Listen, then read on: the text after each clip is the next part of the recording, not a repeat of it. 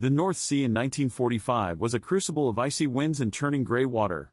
Brutal weather systems swept down from the Arctic, unleashing ferocious storms that could rip apart even the most seasoned vessels. The constant threat of German U-boats lurking beneath the surface added a palpable layer of tension, a chilling fear that permeated every creaking bulkhead and salt-sprayed deck. Allied losses at sea in the preceding years had been staggering, a grim testament to the U-boat's effectiveness and the unforgiving nature of naval warfare. Every voyage was a gamble, every sunrise a potential last. Commander Jack Donovan of the U.S. Navy was a man forged in this unforgiving environment. A veteran of countless Atlantic crossings, he bore the weight of command and the ghosts of lost ships heavily on his shoulders. He was known for his unconventional strategies, a willingness to deviate from established protocol that had both saved lives and raised eyebrows.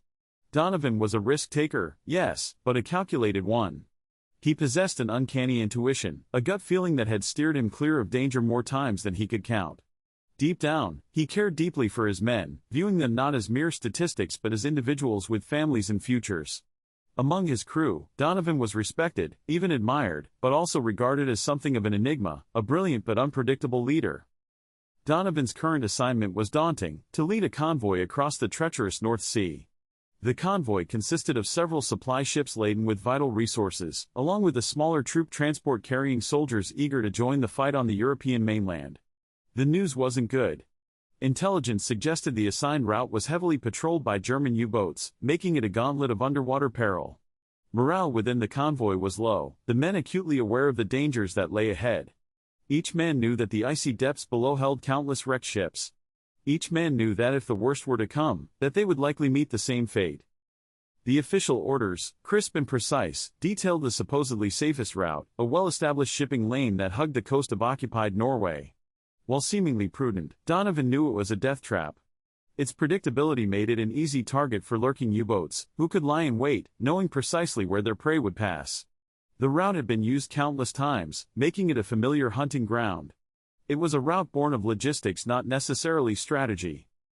A profound sense of unease gnawed at Donovan.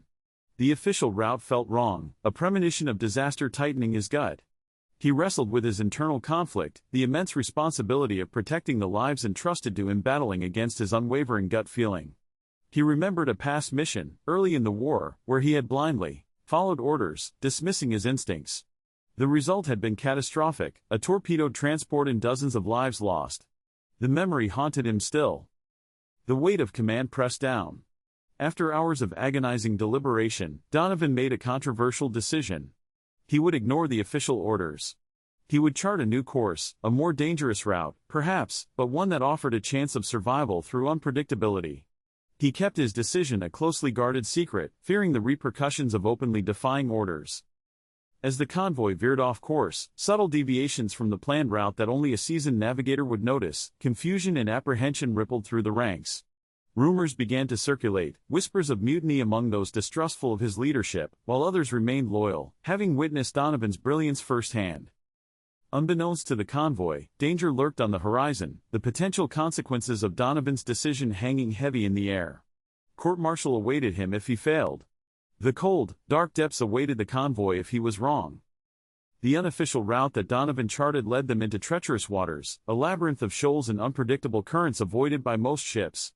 It was a gamble, a desperate attempt to outsmart the U-boats by navigating areas they wouldn't expect a convoy to dare traverse. The seabed was littered with jagged rocks and shifting sandbanks, demanding constant vigilance and precise maneuvering. The risk of running aground was ever present. To further confound the enemy, Donovan ordered a daring tactic. He abandoned radio silence, allowing brief, intermittent transmissions. It was a calculated risk, designed to create confusion and mask their true location. They became a ghost convoy, disappearing from enemy radar, their presence only hinted at by fleeting signals in the unusual route they were taking. Their luck almost ran out.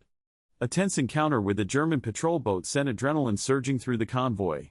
The enemy vessel, a sleek greyhound of the sea, appeared suddenly out of the fog, its crew alert and suspicious.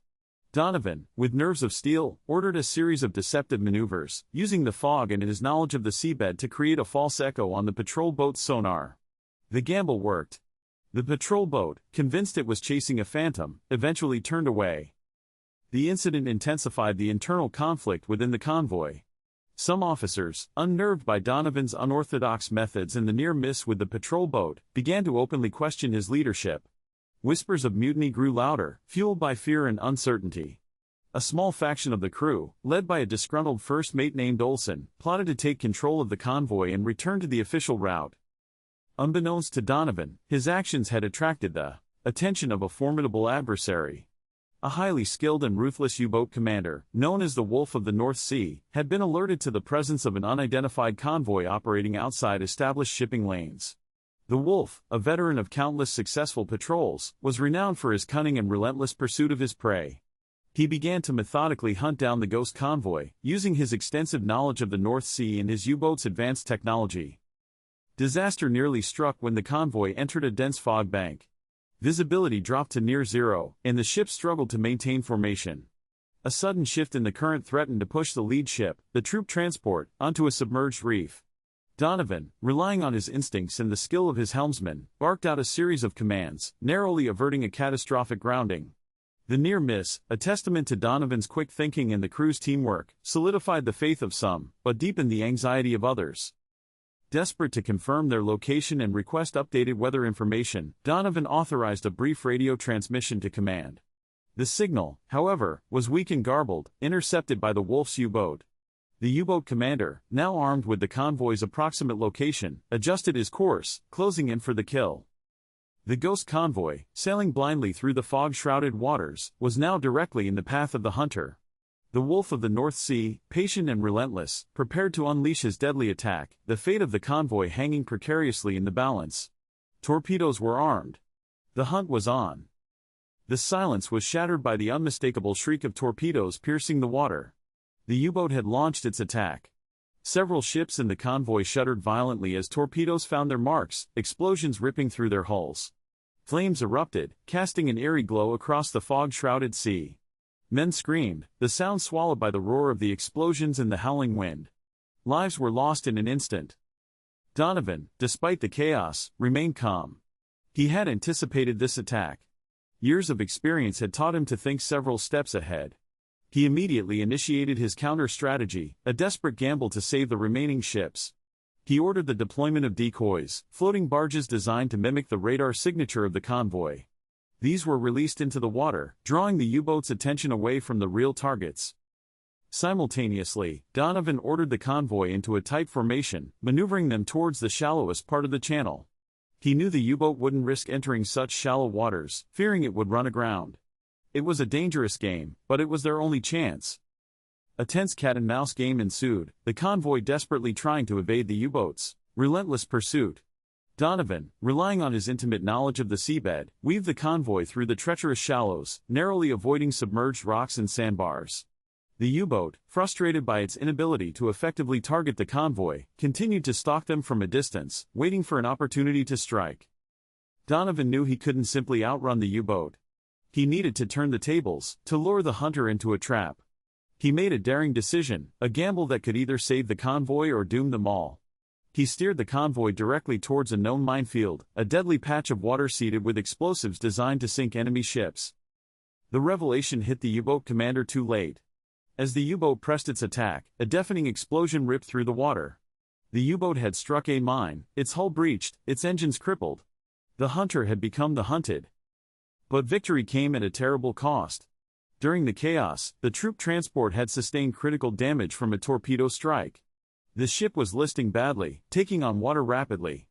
It was sinking, and sinking fast. Donovan immediately ordered all available ships to assist in the rescue operation. The crew of the undamaged vessels worked tirelessly, launching lifeboats and scrambling to pull the soldiers from the sinking transport. Donovan, disregarding his own safety, personally oversaw the operation, directing the rescue efforts and offering words of encouragement to the terrified men. The scene was one of utter chaos and desperation. Soldiers scrambled down ropes into the waiting lifeboats, while others jumped into the icy water, clinging to debris. The air was filled with shouts and cries, the smell of burning oil and the acrid taste of saltwater. Despite the immense challenges, the rescue operation was a success. Hundreds of soldiers were pulled from the sinking transport, their lives saved by the bravery and selflessness of their fellow sailors. But some were lost, swallowed by the unforgiving sea. The convoy, battered but alive, finally limped into port, the survivors exhausted and traumatized. Donovan knew his troubles were far from over. He faced an official inquiry into his decision to disobey orders, a potential court-martial that could end his career. The inquiry was swift and brutal. Donovan was grilled relentlessly, his actions questioned, his motives scrutinized. He defended his decision, arguing that he had acted in the best interests of his men, that he had prioritized human life over blind obedience to orders. Initially, Donovan was reprimanded for his insubordination. But then, something remarkable happened. The rescued soldiers, having witnessed Donovan's bravery and strategic brilliance firsthand, stepped forward to testify on his behalf. They spoke of his courage, his compassion, and his unwavering commitment to their safety. The truth emerged. The number of lives saved became public knowledge. Donovan was hailed as a hero, his actions vindicated. The Ghost Convoy became a legendary tale among sailors, a symbol of courage, intuition, and the importance of prioritizing human life over rigid rules. Donovan, despite the accolades, remained humble. He acknowledged the sacrifices made by his crew, the lives lost in the battle against the U-boat. He knew that war was a brutal and complex affair, filled with difficult choices and moral ambiguities. The story of the Ghost Convoy serves as a powerful reminder of the human cost of war and the importance of leadership that is both courageous and compassionate. If you enjoyed this story, please subscribe to our channel for more historical narratives. And be sure to check out our other